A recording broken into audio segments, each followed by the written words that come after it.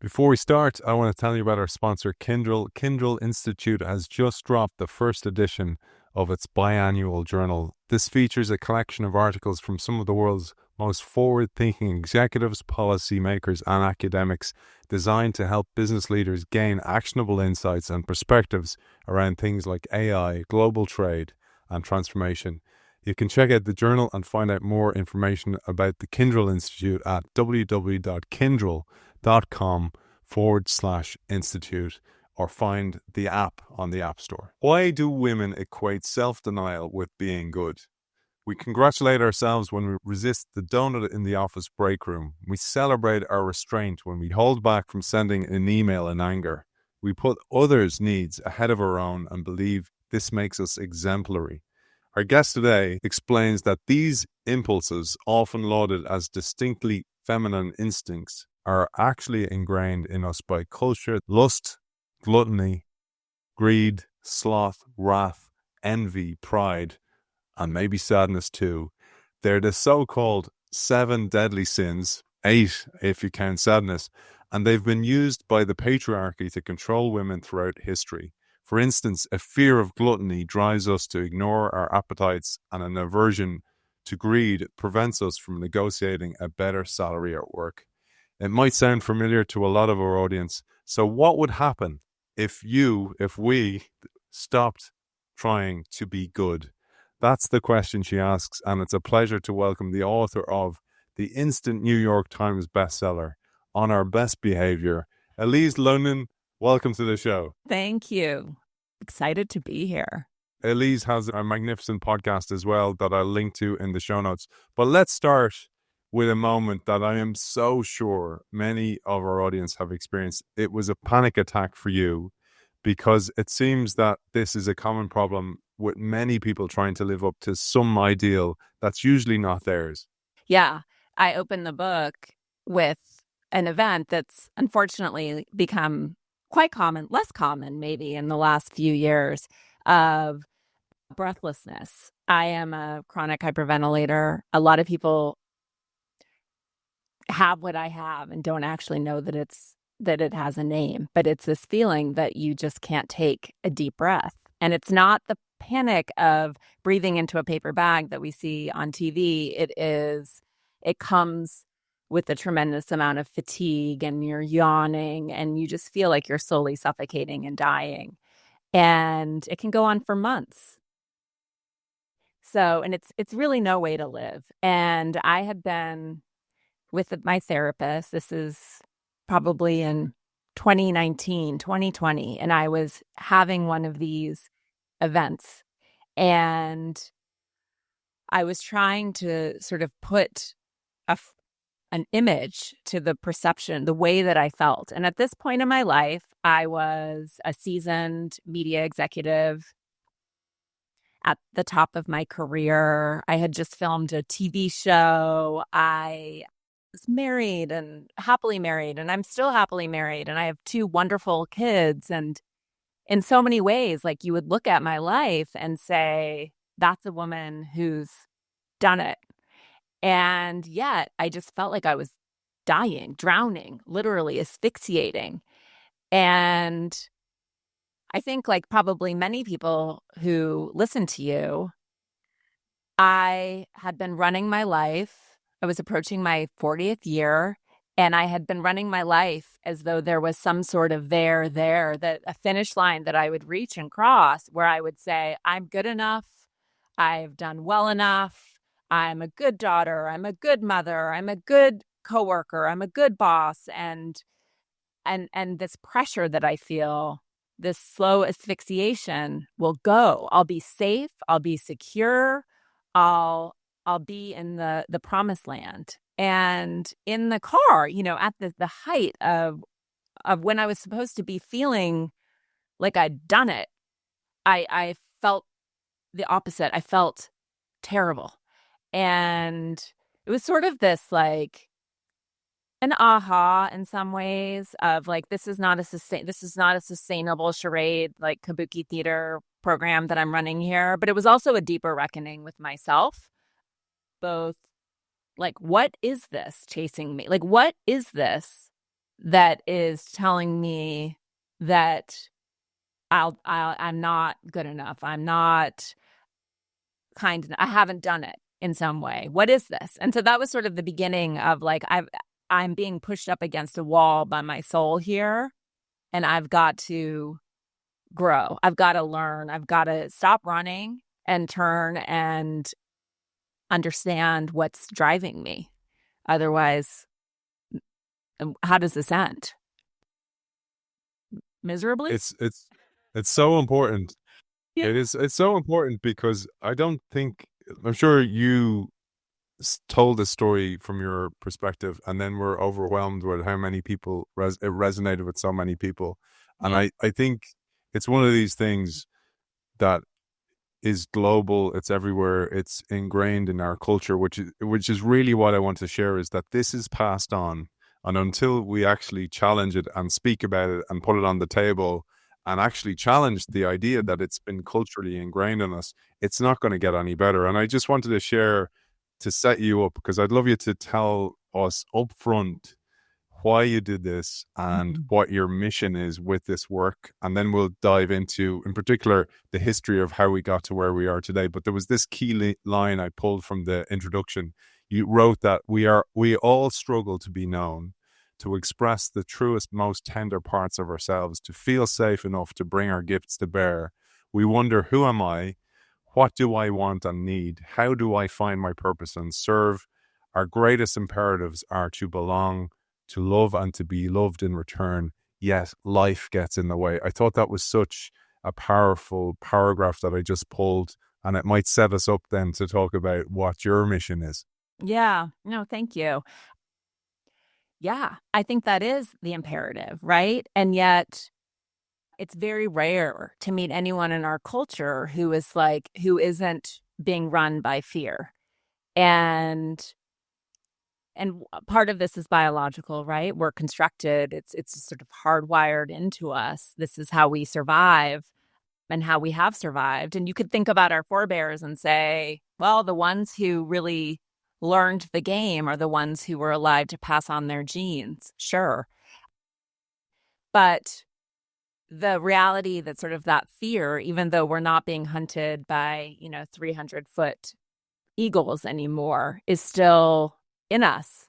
And I think depending on where you exist in the power structure of the world, it's more pronounced or it shows up in different ways. And I think for women, that's the core thesis of On Our Best Behaviour, is that women are conditioned and programmed for goodness. And I put that in quotation marks, to perform our goodness in the world, while men are conditioned and programmed for power and to perform that power in the world. And both are incredibly insidious. Men, I think, are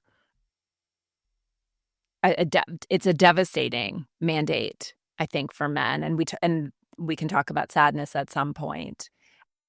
But the way that this shows up for women is that goodness, which is, I'm not talking about sort of the internal goodness that belongs to all of us, that's sort of our birthright and who we are, really believe in the goodness of people.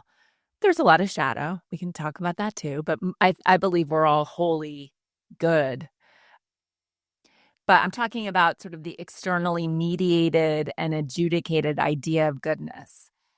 A good woman is never tired. A good woman sort of serves her family and their needs tirelessly and endlessly. She's definitely not going to sort of sit on the couch and, grind in there and watch 4 hours of TV. A good woman doesn't really have any wants. She subjugates what she wants to other people's needs. That's what it takes. A good woman needs no praise or affirmation or attention, right? She's happy to flow the praise to other people and or the credit. She doesn't want to be seen or celebrated. That's unbecoming. A good woman doesn't talk about money. Money's not really for her. It's base, it's unspiritual. Plus, like, if she gets more, someone gets less, and there's already too much inequity. A good woman is small and constrained and incredibly disciplined about her body. It's like it's going to conform. She's going to spend a lot of energy making sure that she has a good body and that she's not a tax on the healthcare system or unruly or out of control, right? And a good woman is sexy, but not sexual. A good woman is desirable, but not desiring, right? She is an object. She is not a subject. And a good woman is never mad about any of this. She might get upset on behalf of other people, but never on behalf of herself. That is the picture of what a good woman is. And I think we recognize it. That code does not apply to men, right? And this is why women are so susceptible to reputational harm in our culture. You just have to say someone's bad, a bad mother, a toxic boss, a bad coworker. There doesn't even have to be sort of anything that actually happens that's concrete. It's a vibe, right? A vibe of badness. And that woman is done. She will often just disappear herself, but often other women take her down, etc. Whereas a man can do anything bad, on the record, bad, reprehensible, horrible, harmful. And it's cool. We as long as we perceive them as powerful, we will venerate them. And a man who we perceive as weak, feminine, dependent in any way, which is sort of, these are core basic qualities, that man is in trouble. And it's, that's a terrible legacy. We look at these wounded boys who become wounding men in our culture, and it is the patriarchy's fault, right? So anyway, I don't even remember what you asked me. I just decided to give a mini TED talk, but it's perfect. It's perfect. It is a cultural story. It's a cultural story. It does not come from inside of us. It is an external, other-oriented way to behave in the world. What I find it so interesting is we talk a lot about strategy on the show, and you talk about how we got to strategy today. So strategy, the way it was done in the past, is no longer fit for the way the world works today. And I see this as exactly the same template, in that we got to this point, and the people who made up the culture and the way things are done, did it for a time that no longer exists. And actually, we're stuck with that legacy. And we're stuck with that legacy so much that it's in our genes, it's epigenetically passed on. And you wrote that the late visionary anthropologist Ashley Montagu talks about humans as having first nature and second nature. Our first nature is who we are at our root, our most whole, our unique genetic design and natural instincts. But it's our second nature, this cultural programming, that actually is at fault for where we are today. And I'd love you to take us on a whistle-stop tour of how we got there. Yeah. Ashley Montagu, he was amazing. And he wrote, I think the book was called The Natural Superiority of Women. And it's about, women outlive men. This is in the 50s. So, and it was just guys, we're constructed on our whole culture is constructed on a myth of sort of the fragility of femininity, and it's not accurate. So, and we know this more and more, but this is how culture is created and then passed down to us. And we think about something like patriarchy, and we say, well, this is how it's always been and how it always is. And women are these sort of feeble cave dwellers who were nursing babies while men were out there being valiant hunters. And this is just fact. And the reality, as scientists continue to do their work, is that that's not fact, actually. We were way more affiliative, which makes complete sense, right? You're trying to survive. Able-bodied adults are out there gathering calories. Grandparents are taking care of children and foraging, right? It makes complete sense. But yet this is the story that we get, man the hunter. There was a symposium, I think, in the 1960s where scientists presented evidence of this idea, and it fit the culture at the moment, which was right out of the 1950s, and then it stuck, and we have just imbibed it as nature, but it's really culture.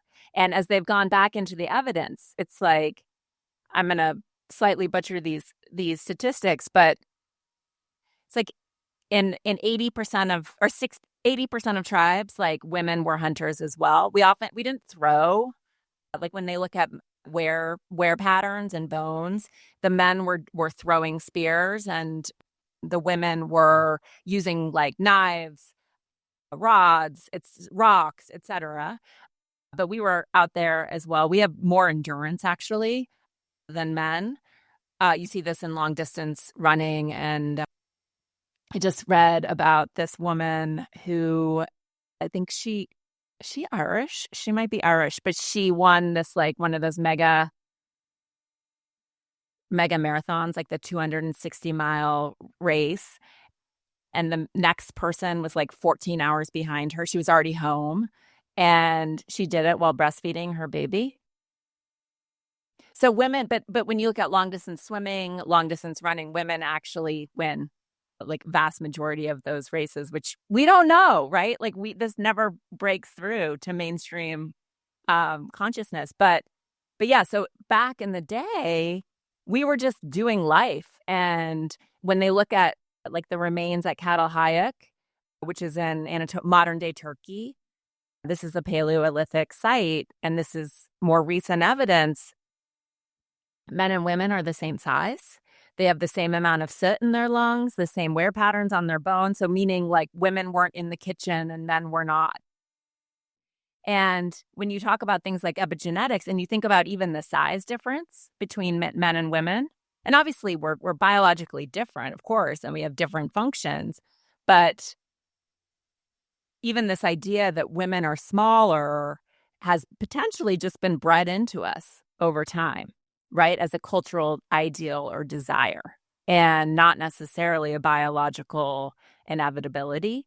So it's really interesting when you start like thinking about, oh, wait, okay, so if that's not what happened, what happened? So that's the one big myth of this sort of like the domain of the feminine and the domain of the masculine, and never the two shall meet, which has definitely lodged in our modern psyches. It's like such an infection. And again, I think women, primarily because of economic need and desire, of course, have been working out of the home for a long time. Like in the 70s here in the United States, of single income middle class existence was no longer a reality. So women have been out there in the world balancing between sort of their masculine and feminine energies for a long time. I think for men, this story is even more insidious, that somehow they're betraying you see it all the time, that they're betraying their ancestors by like being less of a man for not, keeping their wife at home by the hearth.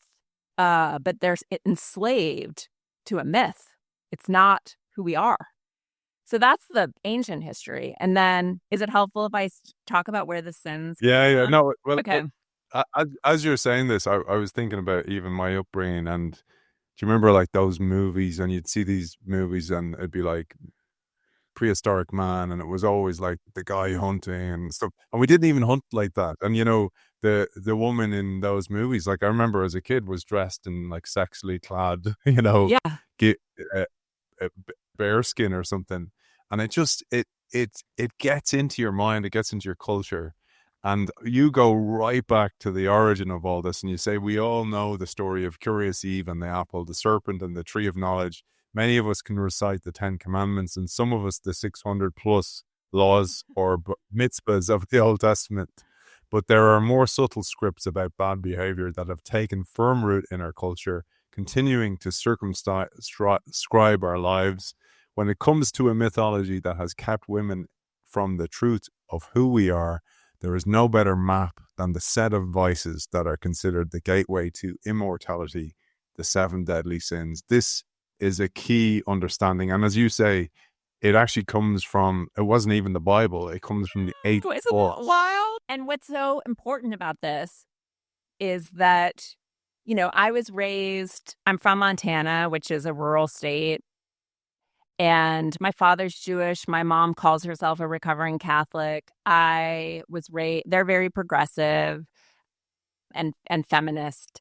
And I was raised outside of any of this culture. And yet these sins are in me. I didn't, they weren't delivered to me in Sunday school. I just took them as sort of like part and parcel and synonymous with religion, and then thought I was immune because I didn't subscribe to those beliefs. But they're so insidious. And that list of like the qualities of a good woman, that maps to these 7 deadly sins. So when I realized that, when I was like, oh, these sins, like this is it. This is this punch card of goodness these are in my mind that I'm trying to fulfill these ideals. I went to look for them in the Bible, and they're not in there. So, which is wild and blows people's minds, which is hilarious to me. But no, they do not show up in the Bible as a set ever. And their history is actually quite fascinating. They emerged out of the Egyptian desert in the 4th century. This ascetic monk named Evagrius Ponticus, who is also credited as one of the early fathers of the Enneagram. And he conceived of them as these 8 demonic thoughts, but daemon having a very different meaning there. The meaning being sort of distraction. These could keep you out of prayer, out of your relationship with God. That's how they were conceived. And so he wrote down this little chapbook, and he named these 8 thoughts, including sadness, which I include in the book, which was really a type of homesickness and a longing for people that you love. And so that was the context for them. And then they made their way around the Bible. They were passed from desert father to desert father, and they had these little bits of scripture that you could use. And they had slightly different meanings. Like sloth wasn't about Netflix and chill. It was about apathy and not engaging with life, for example. So pride wasn't about expressing your gifts in the world. It was about thinking that you didn't need God or that you were bigger than God. And now it has sort of like a very different modern hold on our consciousness. So this chapbook made its way around. And then in 590 AD, Pope Gregory I was giving a homily. And this is a very famous homily for women, whether they know this history or not. But Mary Magdalene is theoretically one of the most prominent women in the New Testament, even though she's barely in there. But there's an incredible Gnostic, the Gospel of Mary, which is very, very beautiful. And now there's, Dan Brown, and everyone's like, wait, Mary Magdalene was kind of major, but has been largely sort of erased. Well, in the New Testament, and people who care about this, I do, I think it's important. Mary Magdalene in the New Testament is the one to whom Jesus resurrects in the tomb. She is there to get his first teaching. And that's what's in the Gospel of Mary, which was destroyed and then recovered in recent history. But really, it kind of makes her the first apostle, right? Not Peter. But we can't stand for that. So in the New Testament, that's in the New Testament. And then also this reference to her as the one from whom Jesus cast 7 demons. Again, different meaning. And he was exorcising people all the time. And some theologians think that he was balancing her chakras. And I like that version of it.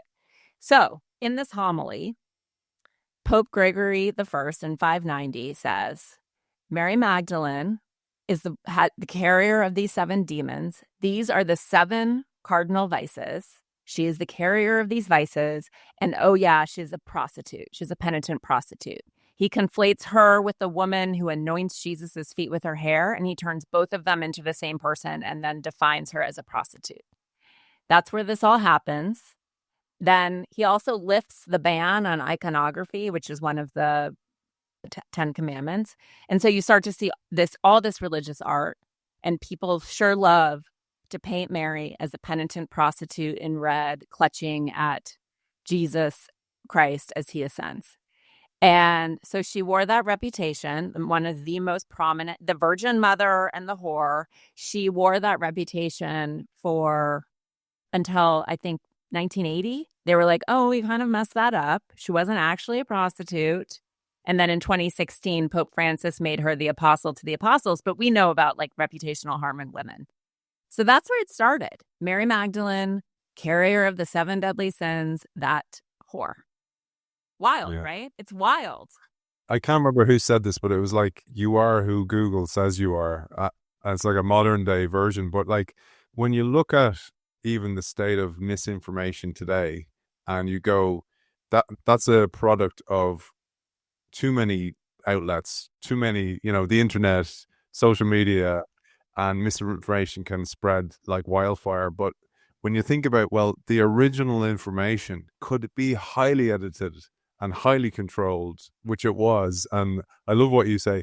The Bible is the product of centuries-long game, a centuries-long game of telephone, edited by men according to their preferences and also their control preferences and what suited the narrative and their status, and lots and lots of information from that. And for people who are religious, this is not an attack on the Bible at all. I don't want anybody to think that.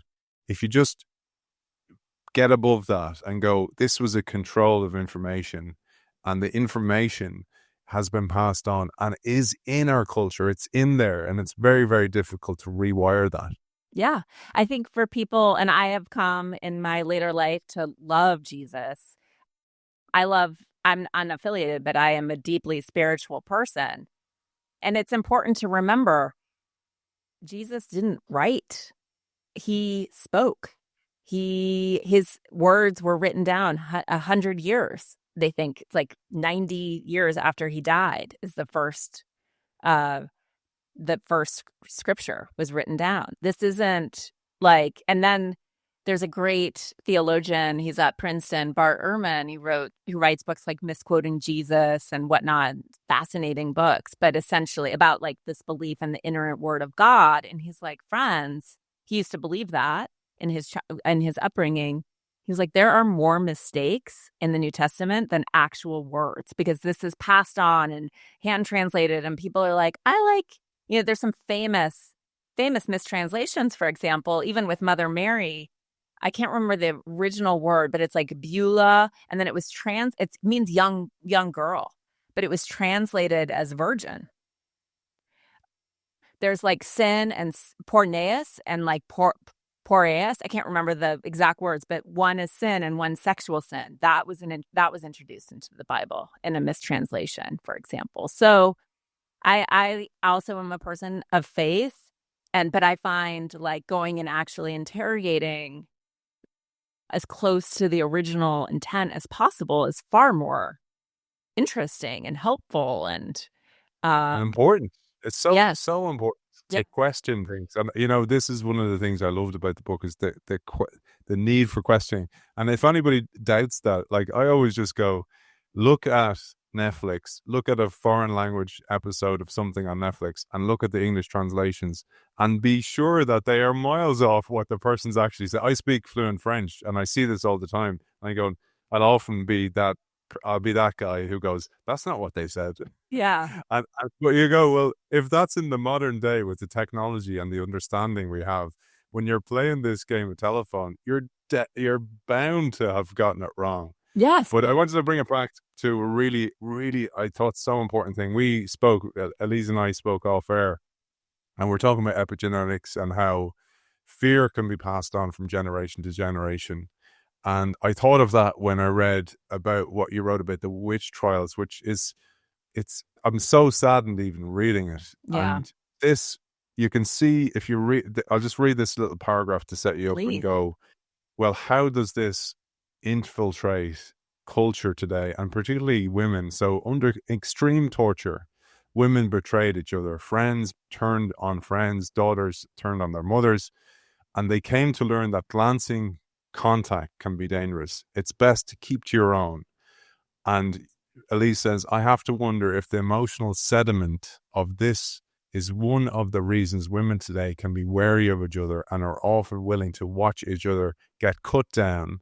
And this trauma is in our DNA. I suspect this fear is one of the reasons we self-restrict. We continue to hold the line, enforce our own smallness, and struggle with the idea that we'll be called out, put back in our rightful place, or blamed. And that's not That's not just thrown out there. That we have absolute evidence for this. If you're from an area that had experienced disease in the past, Robert Sapolsky told us this on the show, you will be more xenophobic because you're not open to people coming in because they could be bearers of disease. So absolutely, this can be passed on from generation and generation. And then culturally, it's emphasized that this is the way to be. Yeah. No, and I think about sort of where you live and different parts of Europe. You know, we talk about the Salem witch hunts and 25 people died, but in Europe, 100,000, they still don't quite know. There were, you know, you'll hear people say 1 million, that's too high, but 100,000, mostly women, mostly older women, were murdered and hunted and burned.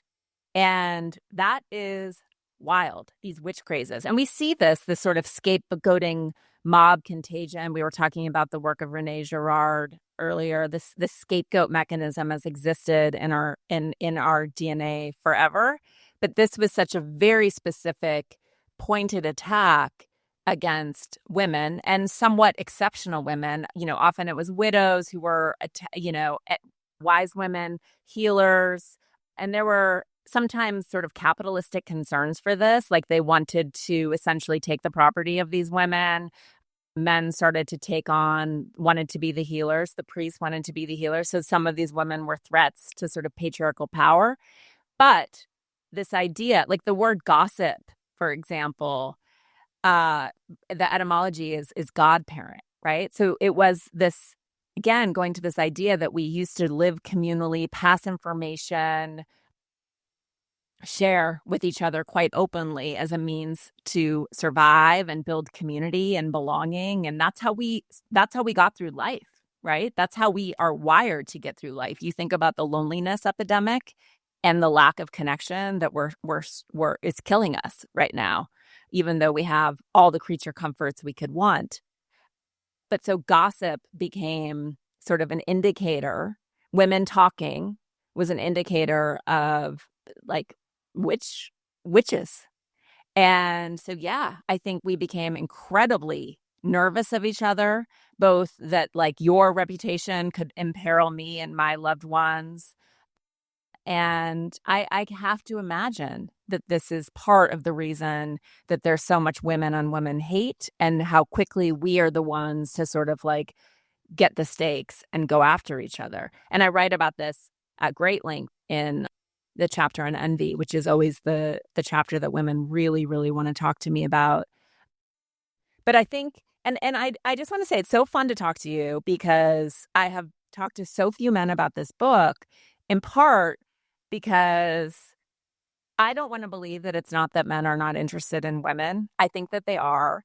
And this book, I think, is what men say to me is like that it describes the psychology of women in a way that they didn't previously understand, why their partner might be like, the house needs to be this way or whatever, these behaviors that we insist on. I got to be the perfect mother. Like they just didn't understand where that came from. So I just want to say that. But also I think that men have been scared of my book because they think it's a book that's sort of a blaming men. If men were not the problem, if we had a matriarchy, everything would be different. And yes, I want to see equity in culture. I want to see an affiliative, balanced government with equal participation from women. I don't think that we actually, when we say like, we want a matriarchy, I don't think anyone really wants that. I don't want a dominance-based, oppressive structure with women at the top and men at the bottom. Like, same thing, different day, right? And this book, too, is like, I had to do a really honest accounting of like, when I blame and shame, and I'm sort of like, men are the problem, that is not accurate. There are, of course, a great number of highly patriarchal, problematic, dangerous, and damaging men. There are also a lot of very patriarchal, damaging women.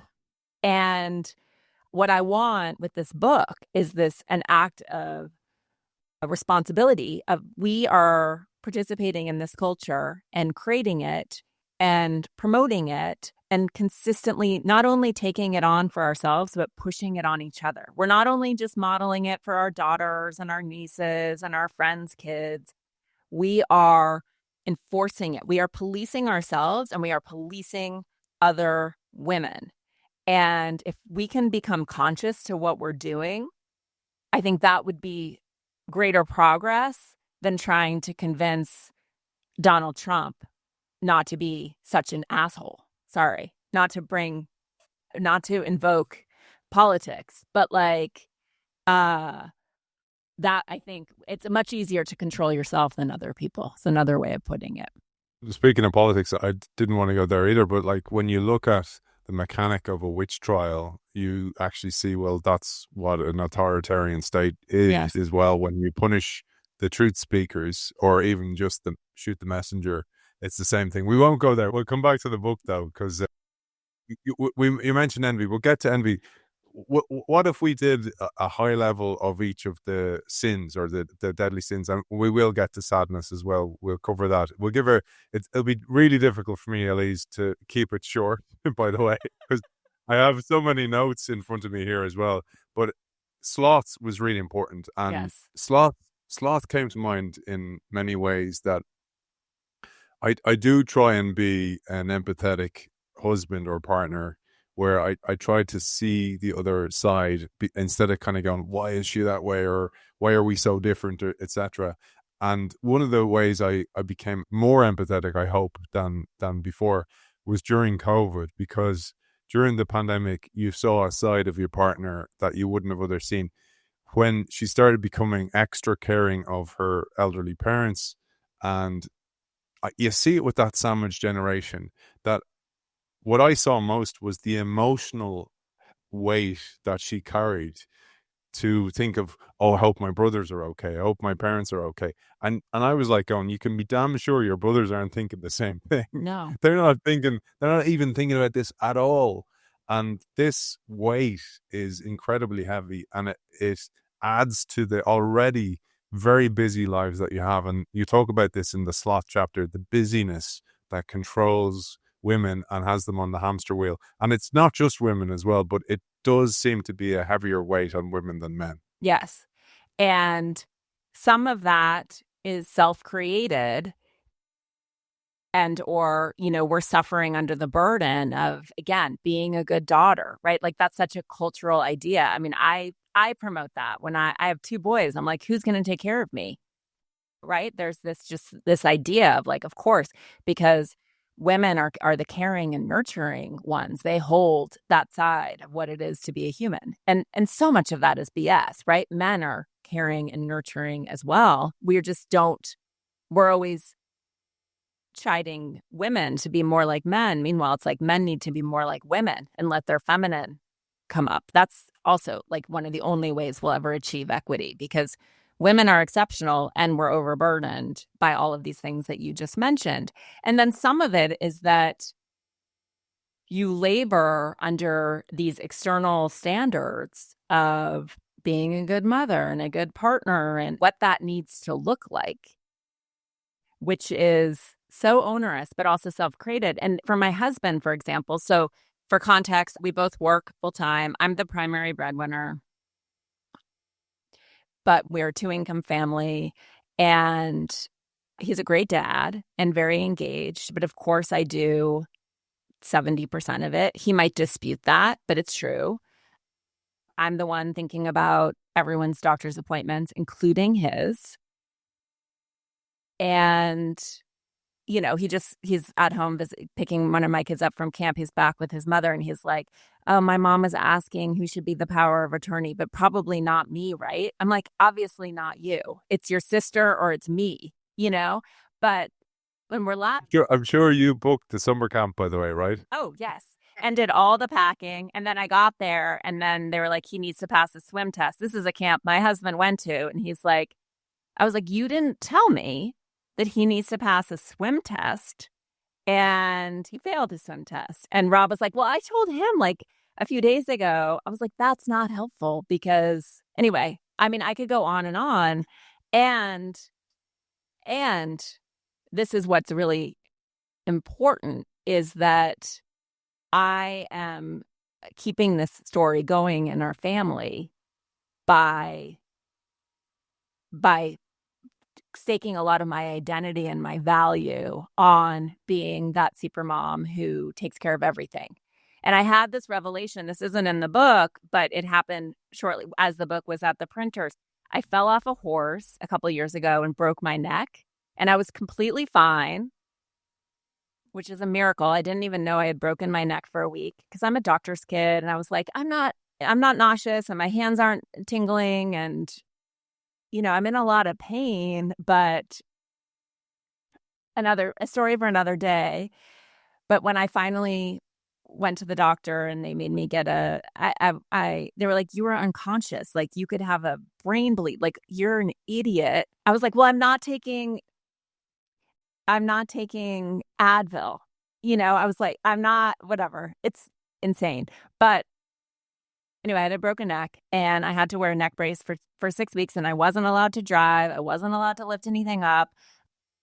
So all the things you would expect when you have broken your neck. I had to sit on the couch, and I could still type and I could still read. But it was really interesting to be present with myself and to be incapacitated and to not be able to unpack, to not be able to do laundry, to not be able to make dinner, to not be able to drive my kids to school. And my husband took care of it. But I was so uncomfortable not running the show, not having control, not proving my virtue, not feeding my kids these like balanced, nutritious meals. And it was really fascinating to realize like none of this is coming from him. There's no expectation from my husband that our house be spotless and our fridge be full. This is all me. And I am laboring to meet some external standard that I have established. And wow, look what happens when I can't do things. He does them. And without even asking, he doesn't do them as fast as I do, but he unpacked and did the laundry. And so I just started to like recognize if I slow myself down, if I don't insist on responding to every school email within 4 minutes, I'm not going to maybe be the default parent anymore. And they'll call him when someone needs to be picked up because they're sick. And he'll have the logins. He'll have the information to go in and order hot lunch. And I am creating a pattern that I am perpetuating and keeping running because it shores up my identity. And then when I slow myself down and I say, what is happening? Why am I so anxious about not having control here? What am I so scared of happening? What I realized I was really scared of happening is that who would I be?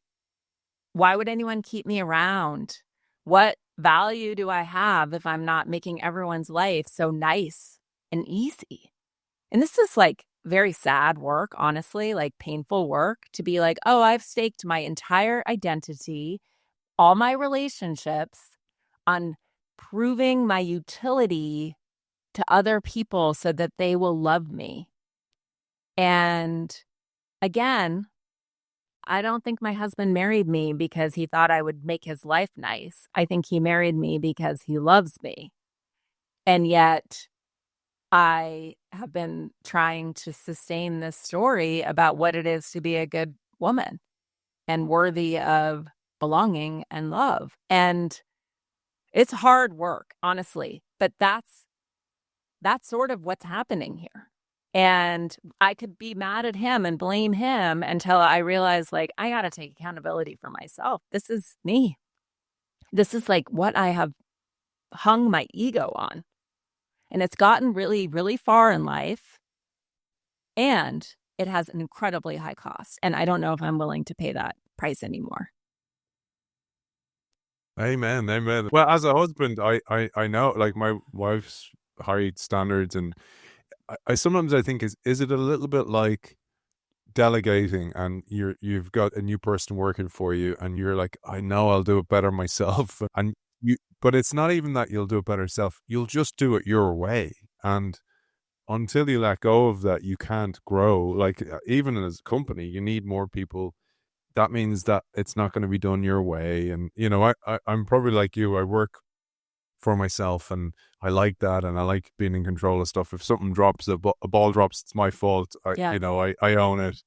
But having other people means I have to manage those people, and it's a little bit like that in the home as well. And if there's a willingness to do the work, like that alone is a start to do the work. But you're never going to do it to your standard because it's you. Yes. That's always what I think. I was like, I'm never, because her standard is like crazy high, and I will do a good job. But like, to your point, I would rather have her and watch something on Netflix, not like for 4 hours, but something, and actually be present in that moment than have to be constantly doing things. And I struggle, by the way, myself, Elise. I saw this in myself when you were talking about you're sitting there watching something together and you're like hitting off a few emails or whatever, trying to do some work.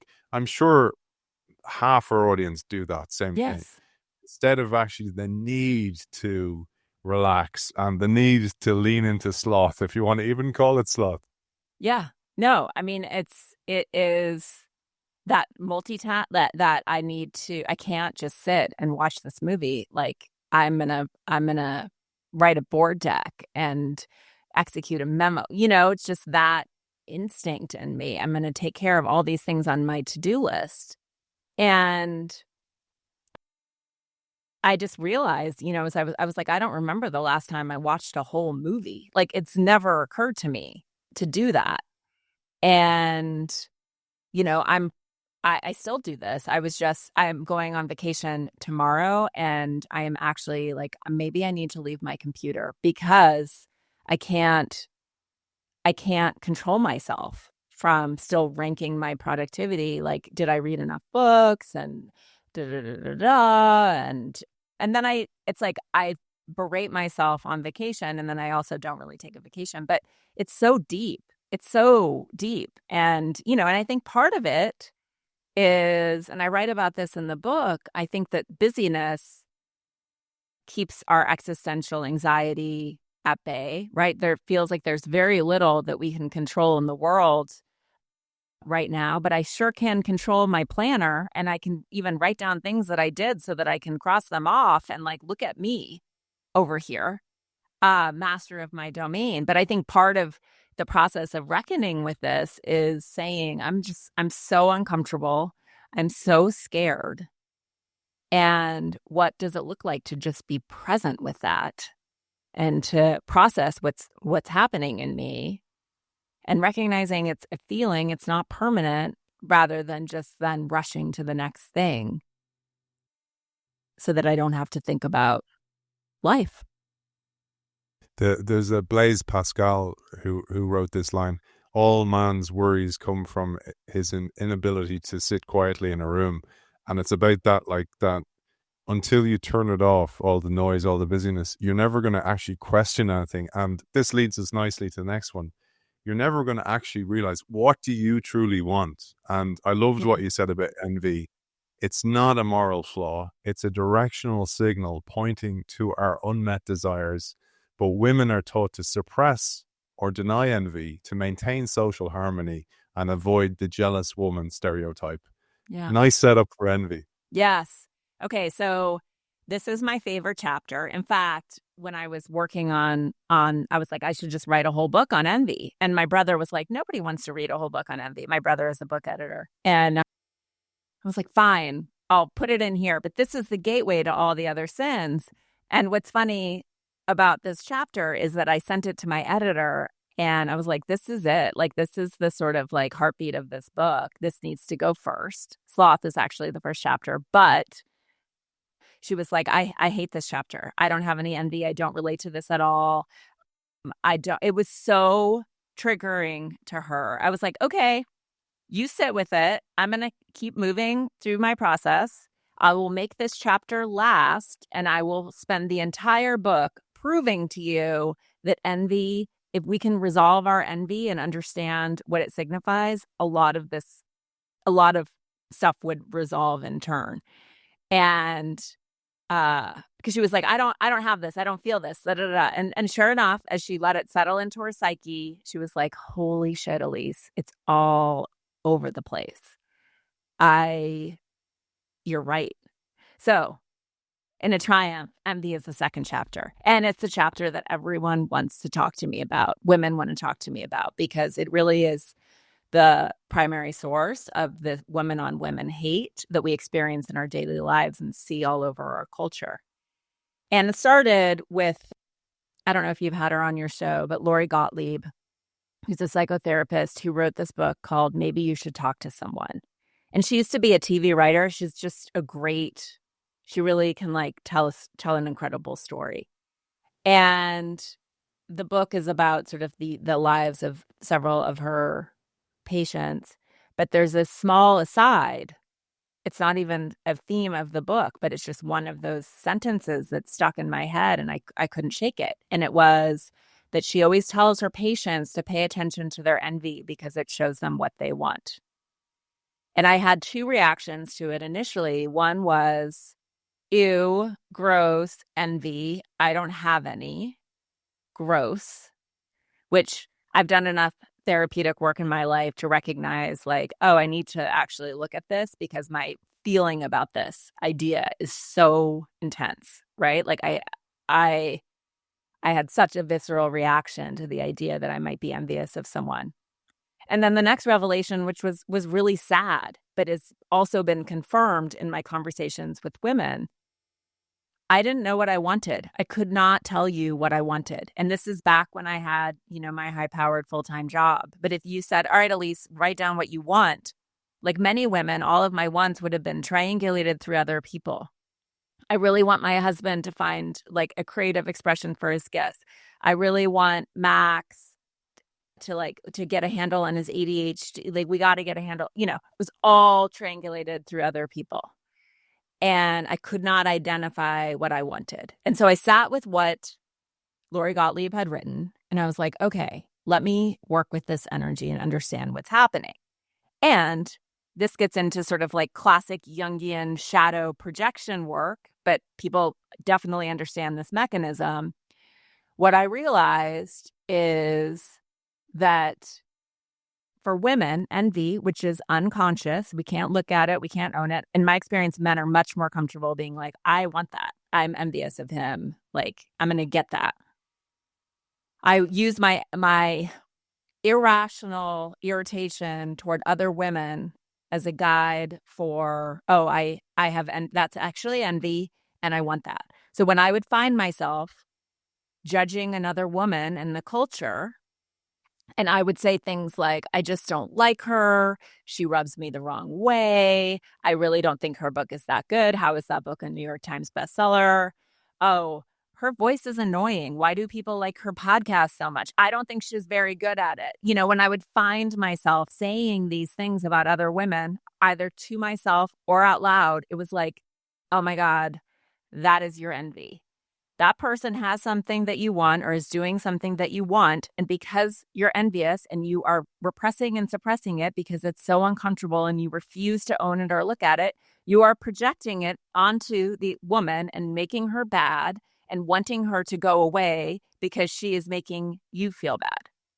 And so now I understand, I can interrupt that process. The minute I have that feeling, I'm like, what is she doing that I want? What does she have that I want?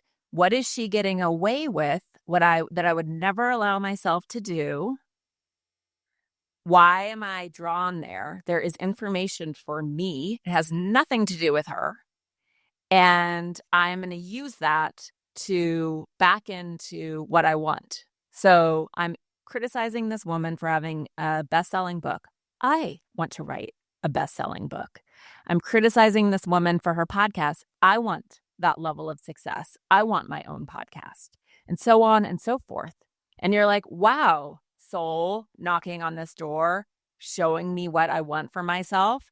Thank you. If you can reverse engineer it, suddenly as a woman, you're like, I am starting to understand what I want. I want to be seen and celebrated for my gifts. I want to sit in a corner of my bedroom and write books. That is what I want. And that's an amazing exercise, because when I go and do work with women, I don't know if you've had this experience, and it's like, what do you want? Women just go blank. They cannot articulate it. And I now have exercises for helping people get there. But we start literally in like one corner of the map with one tiny want.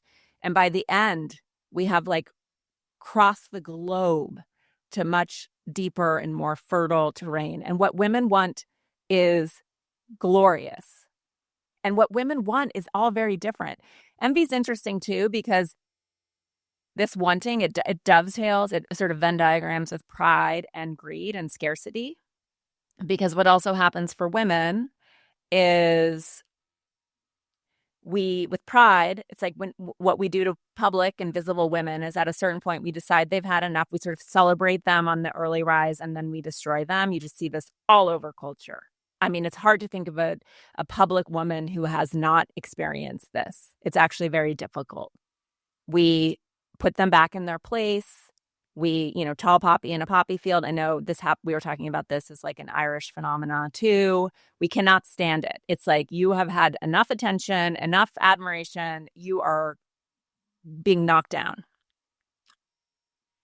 And so, but pride is very closely related to envy because that's part of the mechanism. It's like, I don't want to be so celebrated and so seen because then I'll inspire someone's envy and they will destroy me, right? So they're interlocking.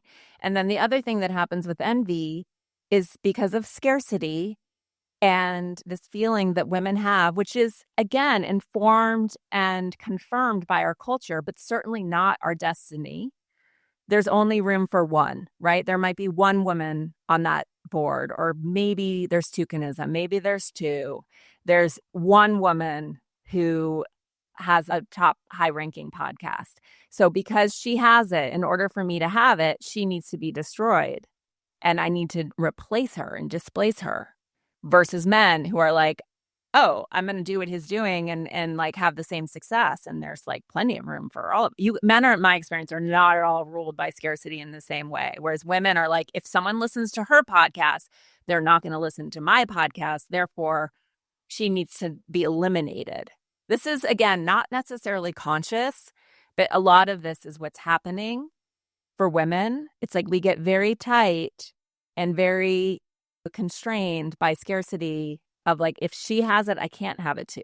Meanwhile, the reframe is because she's doing it, she's showing me what's possible and I can do it too. I am as good as her. I am as gifted as her. I'm going to use her as a guide and she's showing me what's possible. And I'm going to join her. I love that reframing. And it was something that I really wanted to emphasize with that.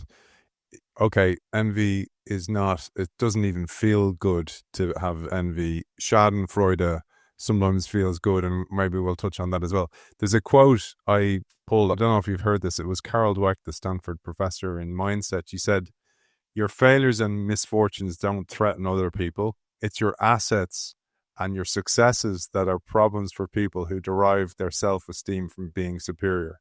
I thought that was that's just a good one. Isn't it good? Oh my God. And particularly, and this is why I mentioned René Girard and Luke Burgess to you earlier on, particularly if it's in your area or your field, or as you said, and by the way, I see this with guys all the time, same thing. If it's something they want to do, but maybe they haven't just got off their ass and did anything about it, but somebody else has done it, they'll be extremely critical. Or, as you say, they'll kind of tear that person down in some way.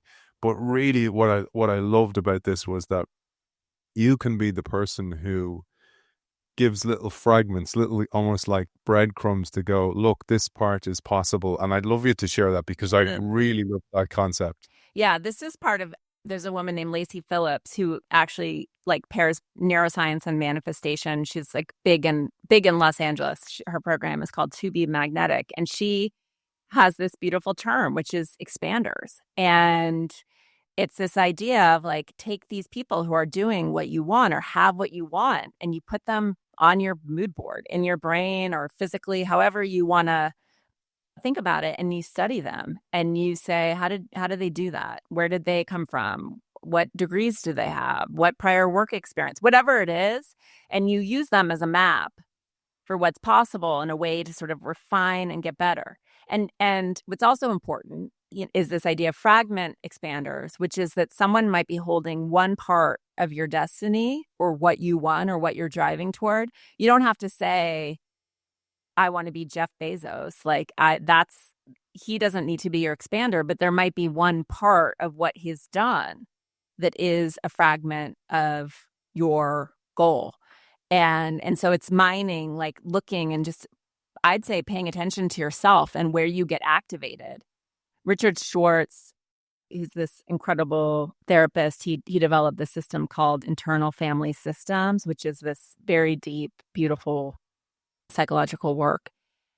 He calls these people Tor mentors, which I love. So like, who are your Tor mentors? Those people are teaching you something, even as they're activating you and abrading you, like sand on a pearl. But there's something that they have for you. And so I think the more you can create this mental map of, I want that, and I want that, and I want that, and like, how do I bridge this together?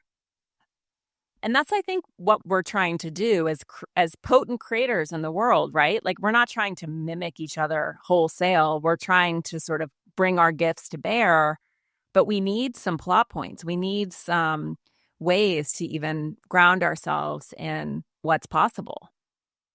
Because it's all feedback, and is the tormentors the Carl Jung thing, like what you see in others that you don't like is what you're trying to learn. Okay. All the shadow projection, like it's like the AA term, like you spot it, you got it. Like you can't be triggered by someone unless they're sort of holding your shadow, really. Like, you can only recognize it because it's part of you, even though it's so threatening to your ego. Those parts of us that we've decided, usually from culture or family of origin, are threatening to our ego. They go into our shadow, and then we recognize them in other people. Like, when I wrote this book, and my next book is about shadow and Carl Jung, the one I'm writing now. But after I wrote this book, even though I see a Jungian therapist and I'm obsessed with Carl Jung, another friend who's a Jungian had to say to me, this whole book is about the cultural shadow of women. And I was like, oh yeah, duh. It's everything that women have been labeling bad and repressing and suppressing and trying to get as far away from our psyches as possible. But as we know, like, these are basic human instincts and urges, and they're part of all of us. And there's a lot of freedom and space that comes from saying, oh yeah, I'm envious. Oh yeah, I am lustful. Oh yeah, I have hunger, appetite, and desire. This is what it is to be embodied. If you take that Jungian idea and the tormentor and then add envy is information, it really helps. It triangulates it and kind of goes, okay, well, there's information there for me if I flip it around. Yeah. How are you doing on time, Elise? I'm doing fine. Okay. Are you okay for another 10, 15? Yeah. I want to ask, and your work with men and envy. So like, is it conscious for them? Like, can they recognize? Do you find that it's no? But I mean, I've seen it myself, and like, I would hope that I like that idea of the fragment expander. I really hope to do that with the show, to go, look, this is possible. There's a different way that's possible. You don't have to follow the pathways that life tells you, get a job and stay in that job for X amount of time. I think that world's over. It is over. But I think that sometimes I've spotted where when I've reinvented myself, that others will kind of go, oh, well, he doesn't have the right to do that. I've been doing this for 30 years or whatever. And you kind of go, but like, you've done it in the same way everybody else has done it. And one of the things that I'd love to ask you about is, one of the things I love about reading a book like this and then mixing it with your own experiences, I really found that it's only really when you accept who you are, flaws and all, and do it your way that's uniquely you, do things start to happen in the world. Yes. Isn't that true? And yet it's so scary, right? This work is so threatening to who we think we need to be in order to be safe and all these things that we've been talking about, right? To get approval. That's really how women are wired, is like, I need approval. I need to belong. Like, social ostracism, exclusion is paramount to death, right? Even as like here in the US at least, more and more women are like, wait, actually, I don't have to get married. Like, I can choose something else. Like, I can choose to be excluded from sort of like the primary traditional social, and I'm fine, which is shocking. On that, though, as a Yeah. man, I find women who have chosen that path a lot are sometimes apologetic about it, or will address it before you do, or might think you're thinking about it.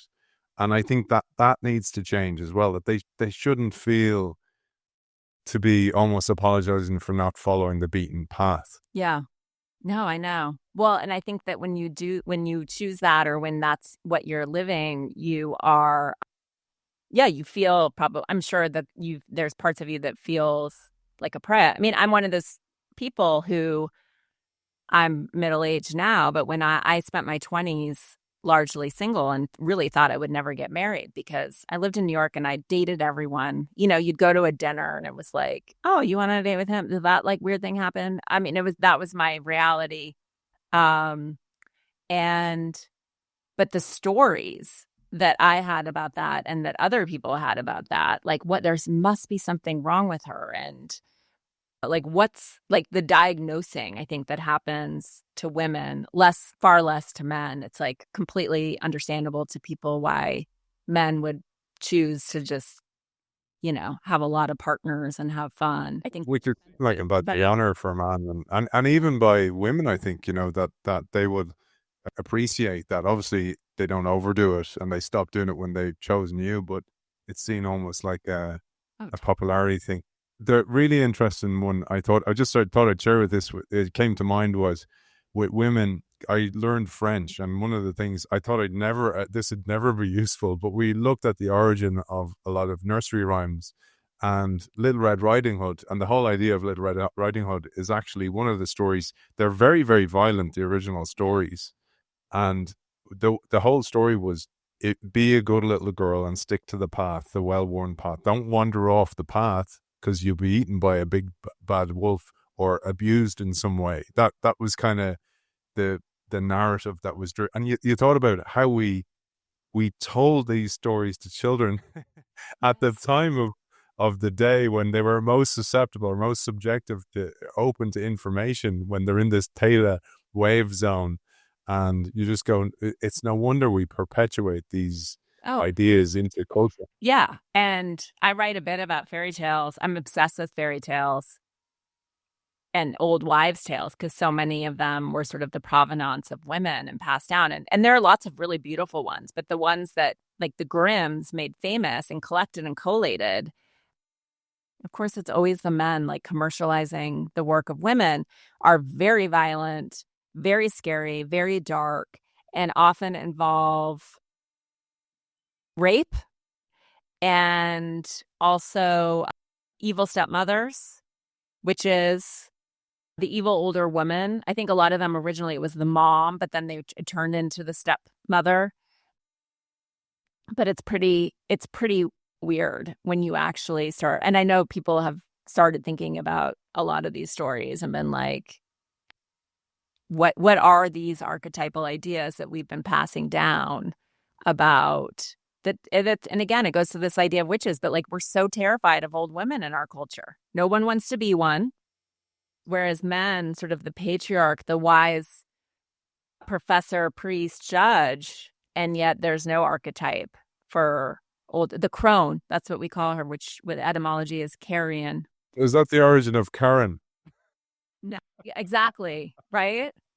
It's a whole nother thing. But yeah, there's no archetype. They've been sort of turned into these like violent towards younger generations, fearful of losing their beauty. I mean, it's all there. It's just all written for us. If we were rewriting that today, it wouldn't be a stepmother or the mother, it'd be the mother-in-law. The mother-in-law, exactly. It's hilarious. I love to get to sadness. So how about we'll just do Pride, and I recommend people read the book. It's so important to read this book and just hold a mirror to yourself, whether you're a man or a woman. Like, this book is useful in every aspect. And I don't mean just for a man to help you maybe be a better partner or a better dad or a better son or whatever, but actually for yourself. So I think this it goes beyond gender. The book actually goes beyond gender, and it makes you question a lot of stuff. A lot of stuff is regardless of gender, very, very useful.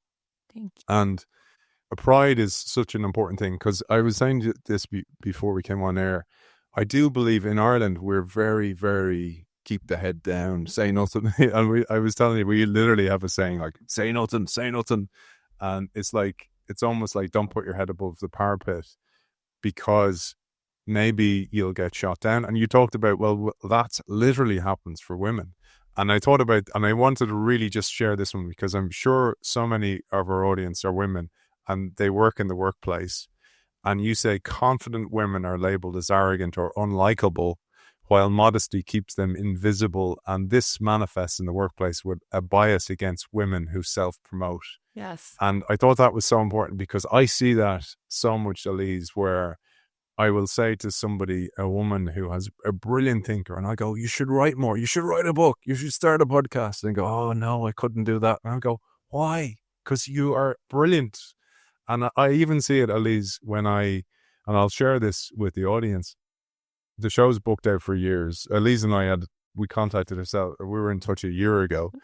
The show's booked out for years. But oftentimes when I ask a brilliant woman to be on the show, brilliant author, she'll go, may I ask why, or where did you hear about me? Or, start asking questions. What's the size of your audience and all this kind of stuff. You ask a guy, he's like going, sure, what time? Yeah. And, so you have a totally different leaning into that promotion, even when it's something like you've written this brilliant book. And I just thought that needed to be addressed, and no better person to ask than you. Well, thank you. Yeah, no, and I think it's really interesting to think about it as, again, like cultural country narratives. And we were talking about how in Australia, it's like the tall poppy syndrome is very real, and that it's like a self-protective mechanism, right? Like, don't tax us. We're just doing our own thing over here. It's not that good. Like, don't pay attention to us, which I think is such an interesting expression of it. But yeah, I mean, like, there was a certain set of books. I feel like it was such a theme and culture around when the inequity and pay gap started to emerge, which is obviously far more nuanced than it was initially presented to us. It's really like a mommy, like the women who really struggle with pay gap are moms, women of color in the U.S., et cetera.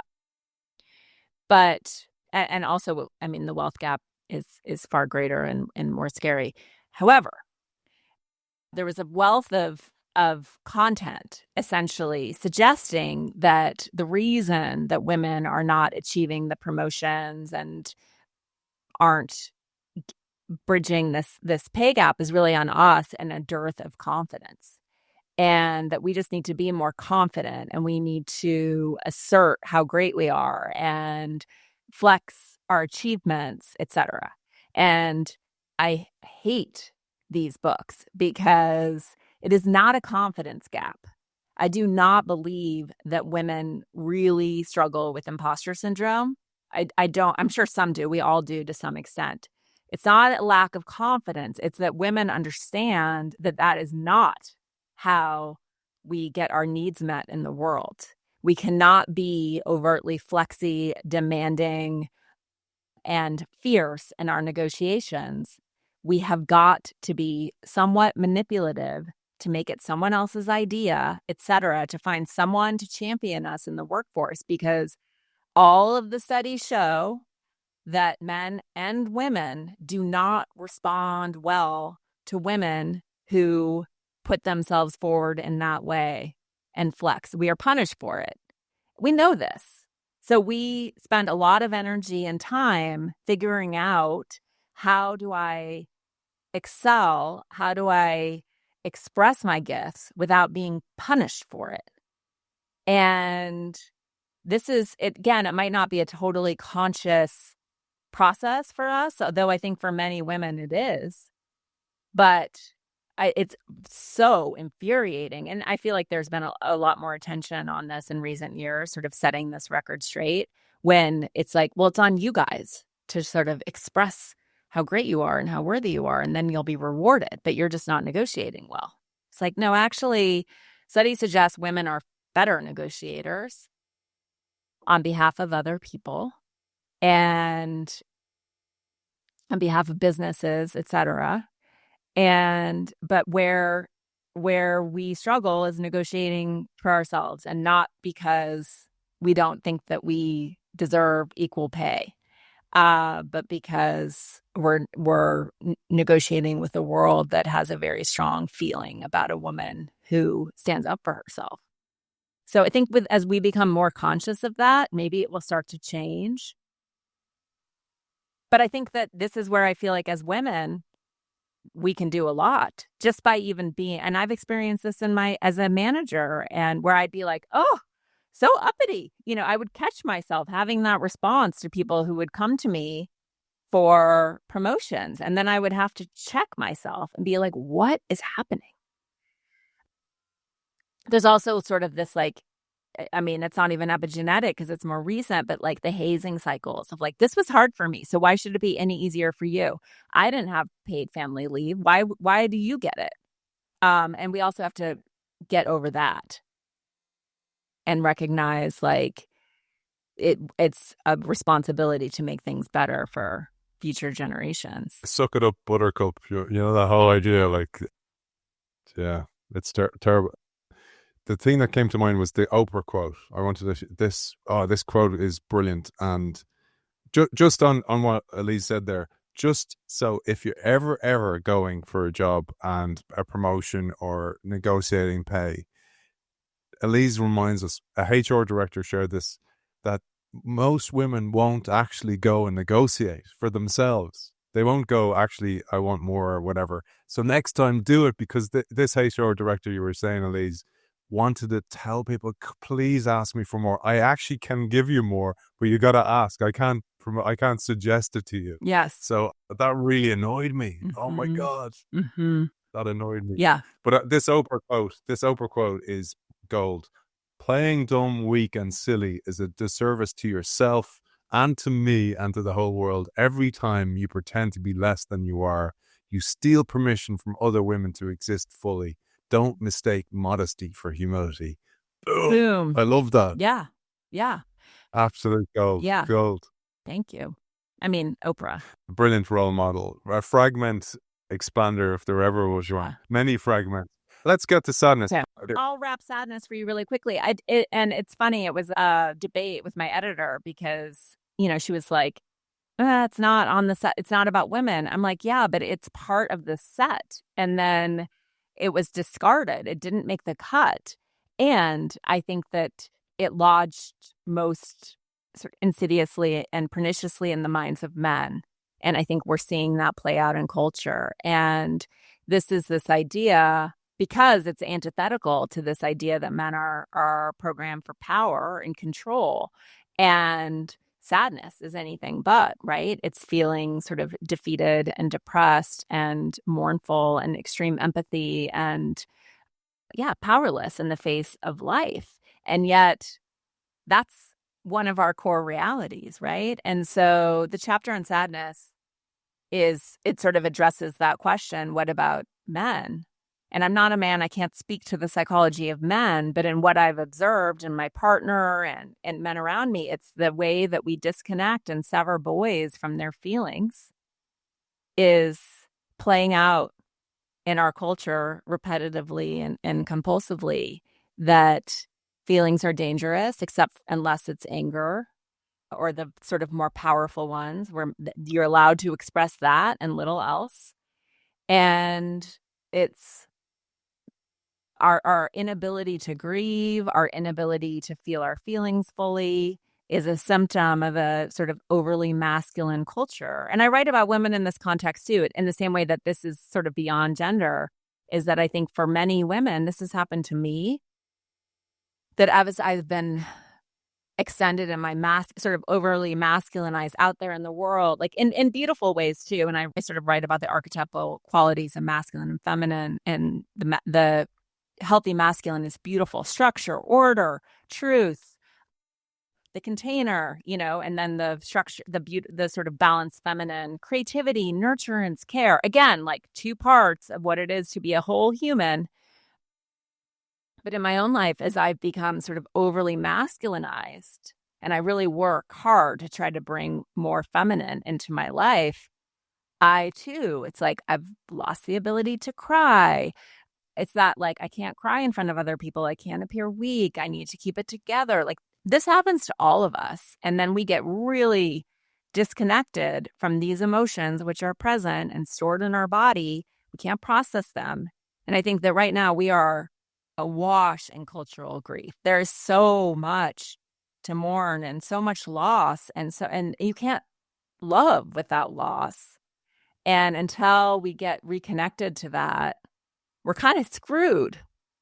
In some ways, it's like the chapter about sort of the collective more than any other, but how desperately we need to feel our feelings again. The story you told about one of your friends who was a lawyer, I think it was, and she was so busy and she clocked in by the hour that she held in going to the toilet, and she didn't even notice, but she ended up getting bladder cancer or bowel cancer. I thought about that as a metaphor for sadness, that you hold it in. It doesn't go away. You're just burying it down somewhere.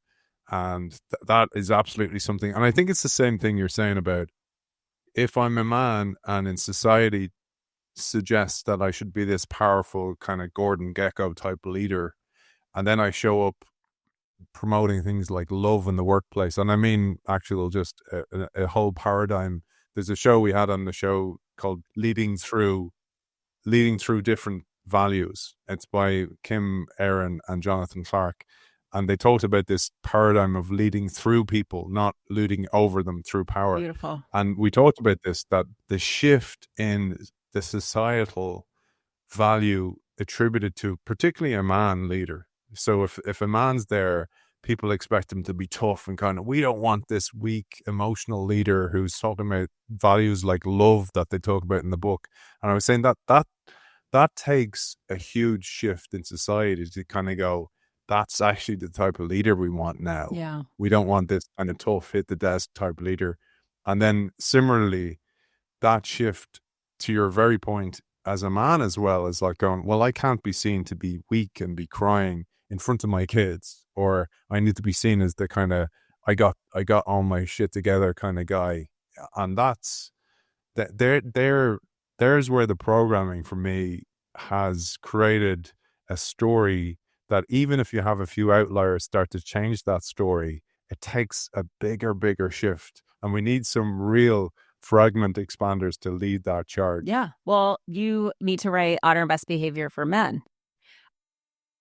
No, I mean, some of the men who read this book were like, can you write this for men? I'm like, I would love to, except I don't know if I like understand the psychology, but like it's very needed. What this the way that men have been conditioned to express power and control.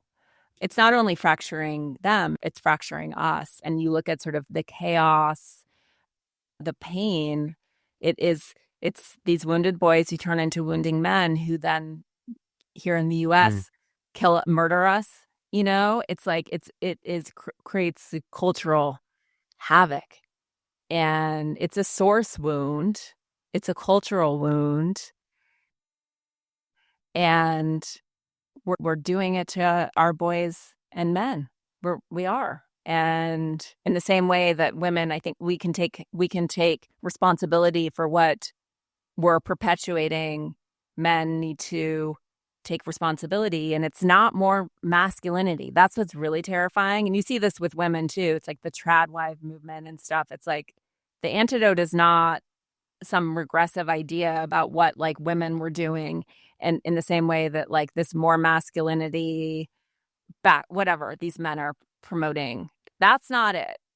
It's like being whole people, letting your feminine come up, recognizing like you're a nurturing, loving, creative being who cares deeply about the world and the people in it. That's what's missing. It's not a dearth of masculinity. What I loved about what you said is, and I agree with, is it's an energy that you embrace and don't suppress it. The energy, the masculine and feminine energy, and that energy has it manifests differently. Like creativity needs a huge innovation needs a huge amount of feminine energy, and we don't have enough women in innovation. It's definitely changing, but we haven't traditionally, and you see that even in the books that go back, like it was so dominant, male dominant background in those places. But anyway, I'm going to read you one quote because we started this conversation off mic with James Hollis, but just to put a thread on this, he writes, both genders face the twin tasks, nurturance and empowerment. Empowerment does not mean power over others. It means that we experience and can draw upon our own capacities to choose our values and our mode of being in the world. That's beautiful. That's something to live toward. beautiful James Hollis. I tell you, I'm after him. I've reached out to him on his website to get him to cover that book, The Middle Passage. I've pulled, Elise, a line that I love to quote as my final message. While I'm doing that, I'd love you to think about what your final message is as well. And before I even do that, I just want to promote your new book, which came from this idea of, well, this is the challenges, but this is what you do about it. And it's just come out on Amazon here over this side of the pond. Choosing Wholeness Over Goodness, a process for reclaiming your full self. I'll link to that as well. You can get it on Amazon. For those of you watching us, Elise is holding up a copy of it there right in front of us, so you can see what it looks like.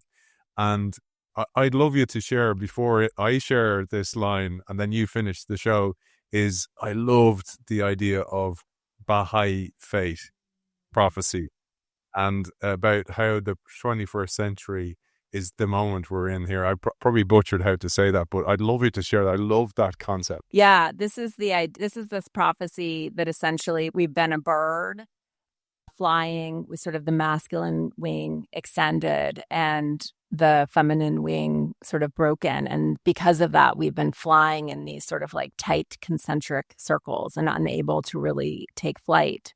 And the prophecy is that in this coming time, that feminine wing extends and we reach some sort of balance and are really able to move forward. I think it's such a stunning visual for this moment that we all feel is near if we can sort of bridge our way to that. But I think there's so much relief and freedom that comes from a different way of being in the world. And extending that wing as well. So I have this little quote, and then I'm going to pass to you to give your final message and call to action for our audience. You wrote, "The good news for all of us is that the feminine, the goddess in all her forms, does not enjoy suppression. She invariably rises. We are feeling this now. Patriarchy taught us to valorize the masculine, to see it as the redeeming force, as divine. These qualities in our culture have been horribly overdeveloped with devastating consequences for all of us. It is imperative that women reclaim our precious energy so we can bring forward the feminine principle, the divine feminine, with the full force required to rebalance society's ills right now. The resurgent energy of the feminine is required to bring our culture's toxic masculinity into balance. It's an energy dedicated to nurturing and tending what's already been created rather than extracting more and more." I love that. That's beautiful. I mean, you wrote it. well, wow. No, just kidding. I guess what I would leave people with is sort of what's to be gained from doing this work, and a lot of the work that we were talking about, which is this self-examination process, like tormenting, owning, reclaiming those parts of ourselves that haven't wanted to see, but that are our path to wholeness rather than goodness. And this is a quote from Robert Johnson, who is a really great Jungian writer, and this is from Owning Your Own Shadow. He writes, "Generally, the first half of life is devoted to the cultural process, gaining one's skills, raising a family, disciplining oneself in 100 different ways. The second half of life is devoted to restoring the wholeness, making holy of life.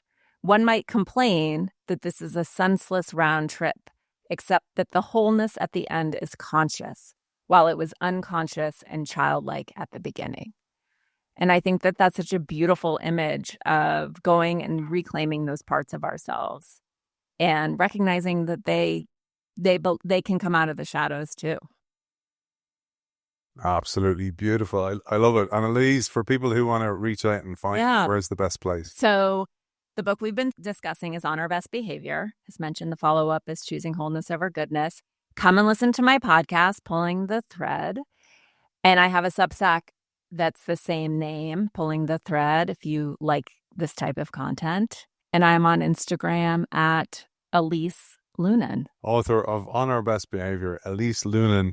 Thank you for joining us. Thank you. So fun. Thank you to our sponsors, Kindle. The Kindle Institute has just dropped their very first edition of their biannual journal. It features a collection of articles from some of the world's most forward-thinking executives, policymakers, and academics designed to help business leaders gain actionable insights and perspectives around things like AI, global trade, and transformation. You can find the journal on the App Store or at www.kindle.com/institute. See you next week.